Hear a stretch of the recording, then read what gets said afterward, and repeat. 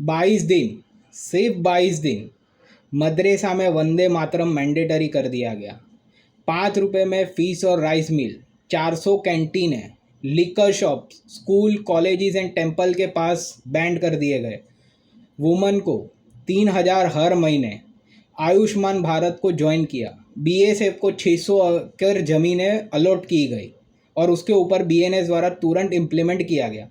ये सब सिर्फ 22 दिनों में हुआ बंगाल में, जहां टीएमसी ने 15 साल राज किया और ये एक भी काम नहीं कर पाई। सवाल ये है, क्या ये सिर्फ गवर्नेंस है या एक केयरफुली डिज़ाइंड पॉलिटिकल स्ट्रेटजी है? आज मैं वो strategy point by point discuss करूँगा। पहले शुभेंदु जी ने 22 दिन में 7 मूव फॉलो कर दिए गए। पहले वो सारे मूव एक साथ समझ लो और देख लो।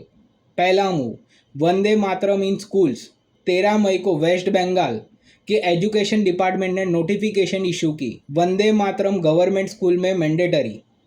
दूसरा मूव, वंदे मातरम मदरसा में। मदरसा एजुकेशन डायरेक्टर को ऑर्डर दिया गया, सारे पुराने रूल्स कैंसिल हो जाते हैं, वंदे मातरम मैंडेटरी किया जाता है विथ इमीडिएट इफेक्ट। मतलब स्कूल में क्या, मदरसा में क्या, कोई एक्सेप्शंस नहीं है। मूव तीसरा, 5 रुपये में फिश और राइस मिल, 400 कैंटीन है अक्रॉस द पूरे बंगाल में, हफ्ते में 2 बार, सिर्फ 5 रुपये में पेट भर के खाना। मूव चौथा, अन्नपूर्णा योजना। एलिजिबल वुमन को हर महीने 3,000 रुपया दिया जाएगा। मूव पाँचवा, liquor ban. School colleges temples के 1 किलोमीटर के अंदर कोई भी लिकर शॉप नहीं होगी, यानी कि स्टूडेंट को प्रोटेक्ट किया जाएगा, टेम्पल को प्रोटेक्ट किया जाएगा। एक ऑर्डर, 3 फायदे। मूव छठा, आयुष्मान भारत ज्वाइन किया, जो ममता दी ने 7 सालों से रोक रखा हुआ था। मूव सातवा, बीएसएफ को 600 एकड़ ज़मीन अलॉट की गई, बांग्लादेश बॉर्डर सिक्योर करना शुरू हो गया। 7 मूव 22 दिन, ये कोई कोइंसिडेंस नहीं है, ये एक पूरा ब्लूप्रिंट है। अब आप वंदे मातरम का एक डीपर एंगल समझो। ये एक सिर्फ सॉन्ग नहीं है, ये एक सिर्फ पॉलिसी नहीं थी, ये एक नरेटिव कैप्चर किया गया है। पॉलिटिक्स में कभी कभी इलेक्शन जीतने से पहले नरेटिव जीता जाता है। बीजेपी ने बंगाल में 15 साल से एक नरेटिव बिल्ड कर रही थी, अपीजमेंट वर्सेस नेशनल आइडेंटिटी की। और वंदे मातरम को ऑर्डर के बाद क्या हुआ? डिस्कशन एजुकेशन पे नहीं हुआ, डिस्कशन नेशनलिज्म पर शिफ्ट हो गया।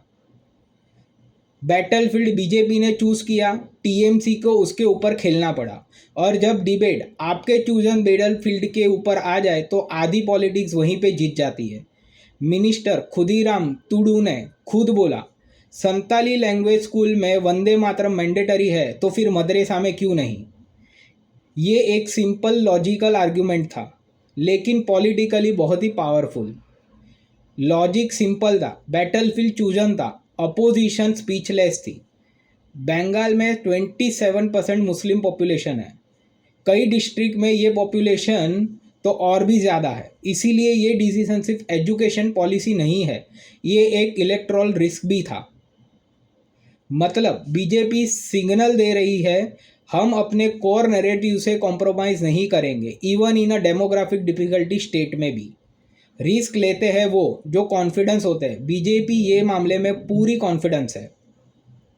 बात करते हैं योगी फॉर्मूला प्लस स्पीड परसेप्शन की। अब योगी कंपैरिजन डीपर लेवल पे आप समझिए। योगी ने 2017 में सिर्फ पॉलिसीज लॉन्च नहीं की थी, उन्होंने स्पीड का परसेप्शन क्रिएट किया था। पब्लिक को लगा सरकार काम कर रही है। पॉलिटिक्स में रियलिटी इंपॉर्टेंट है, लेकिन परसेप्शन ऑफ एक्शन रियलिटी से ज़्यादा इम्पोर्टेंट होता है।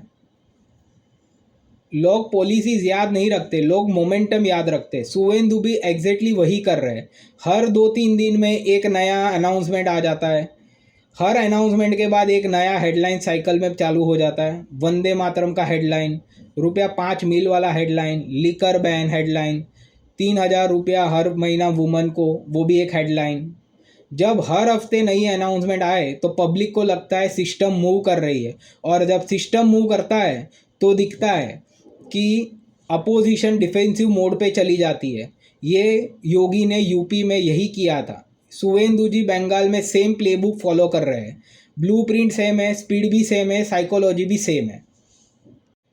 टीएमसी ट्रैप में फंस चुकी है, पॉलिटिकल माइग्रेशन भी शुरू हो सकता है। अब टीएमसी की पोजीशन देखो, अगर टीएमसी वंदे मातरम का अपोज करे तो एंटी नेशनल का लेबल लग जाएगा, अगर सपोर्ट करे तो अपने मुस्लिम वोटर को एंग्री हो जाएंगे, अगर 5 रुपया मिल वाले को अपोज करे तो पुअर लोग सारे उनके खिलाफ हो जाएंगे, इमेज खराब, अगर सपोर्ट करे तो बीजेपी को क्रेडिट मिलेगा। हर मूव में टीएमसी एक ट्रैप में फंस चुकी है। लेकिन यहाँ एक और लेयर भी है जो बहुत कम लोगों ने समझाते हैं। सुवेंदु का ऑब्जेक्टिव शायद टीएमसी सपोर्टर्स को बीजेपी सपोर्टर्स बनाना नहीं है, ऑब्जेक्टिव हो सकता है टीएमसी सपोर्टर्स को डीमोटिवेट करना। इलेक्शन सिर्फ वोट कन्वर्ट करके नहीं जीता जाता, कभी कभी अपोजिशन का एंथुजियाज्म कम करके भी जीता जा सकता है।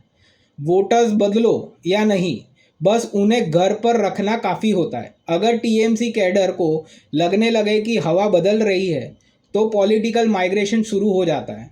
सुवेंदु की एडमिनिस्ट्रेटिव मीटिंग में टीएमसी की एमपी काकोली घोष दस्तातीदार भी आई थी। Opposition MP BJP CM meeting में क्यों पावर सेंसिंग मैकेनिज्म याद है आपको, मैंने बताया था। ब्यूरोक्रेसी फेंस पे उतर रही है अभी, अब अपोजिशन भी फेंसिंग पे चढ़ना शुरू हो चुका है। यही सिग्नल है, पॉलिटिकल माइग्रेशन शुरू हो सकता है।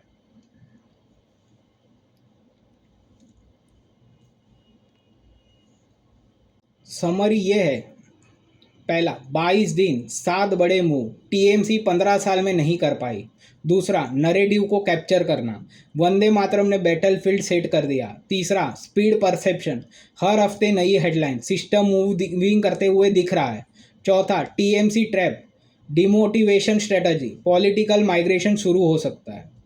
लेकिन मैं एक बात क्लियरली कहना चाहूँगा, क्वेश्चन ये नहीं है कि बीजेपी बंगाल जीतेगी या नहीं, क्वेश्चन ये है कि क्या बंगाल की पॉलिटिक्स ममता वर्सेस बीजेपी से निकलकर आइडेंटिटी प्लस वेलफेयर के नए मॉडल में एंटर कर रही है।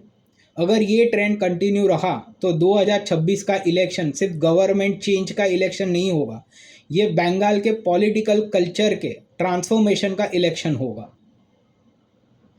15 साल में जो नहीं हुआ 22 दिन में शुरू हो गया।